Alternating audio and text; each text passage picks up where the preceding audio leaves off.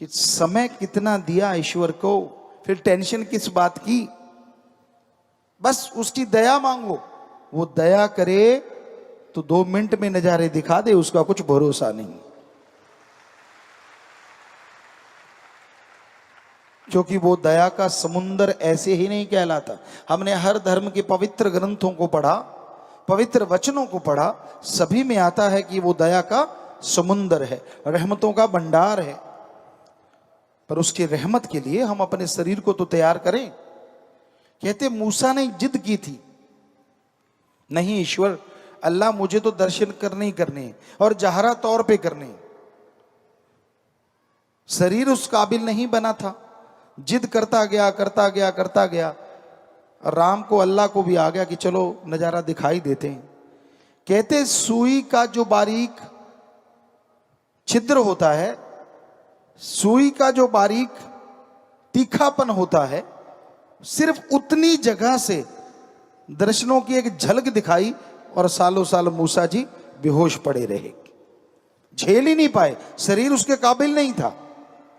तो कई बार आपको जिद होती है, मैं तो जायज मांगता हूं जी, मैं तो दर्शन चाहता हूं जी, फिर मुझे क्यों नहीं होते।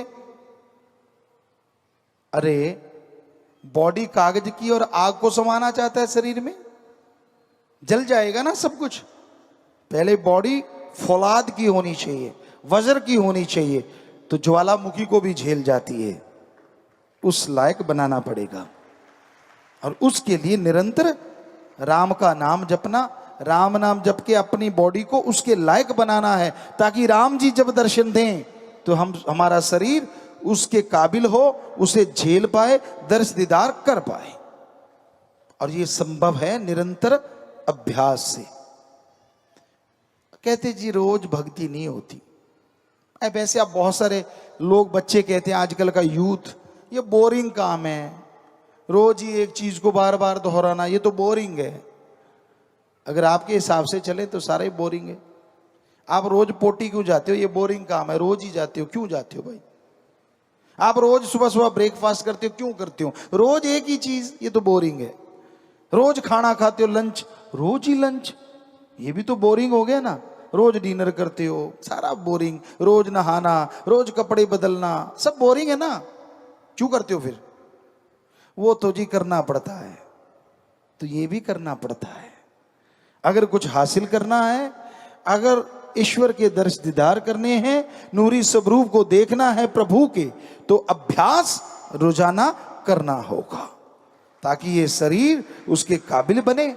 और जब बन गया नजारे वो आएंगे जो कहने सुनने से परे। शास्त्र नाम श्याम मस्तान जी दाता ने तो बड़ी रहमत की हुई है।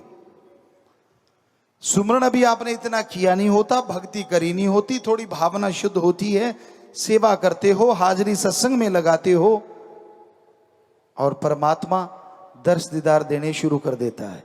कभी सपने में, कभी भुलेखा पड़ गया, कभी जहरा तौर पे, कभी कैसे। वो संतों के रूप में आते हैं ताकि आपका शरीर उसको झेल सके, पर देता भगवान ही दर्शन है। फिर भी आप उनको मानते नहीं। यार यहाँ भुलेखा जा प्यासी, ऐसा हुआ तो था जरा सा, तो वो तो आपकी मर्जी है ना, आप उसको रियल को भुलेखा कह दो। क्योंकि जो पीर फकीर सच्चा है, मालिक परमात्मा अल्लाह वाहिगुरु राम, उस रूप में आके दर्शन जरूर देता है। जो उसे इग्नोर मार देता है, दर्शनों में समय लग जाता है। जो उसे स्वीकार कर लेता है कि हाँ नहीं ये जहरा तौर पे हुआ है, सही हुआ है, तो उसकी वो दर्शनों की संख्या बढ़ती चली जाती है। जल्दी जल्दी होते होते क्या पता कब नूरी स्वरूप में बदल जाए, कुछ कहा नहीं जा सकता। देश विदेश की तमाम खबरों से जुड़े रहने के लिए सब्सक्राइब करें सच कहूं और बेल आइकन प्रेस करके पाएं हर लेटेस्ट अपडेट सबसे पहले।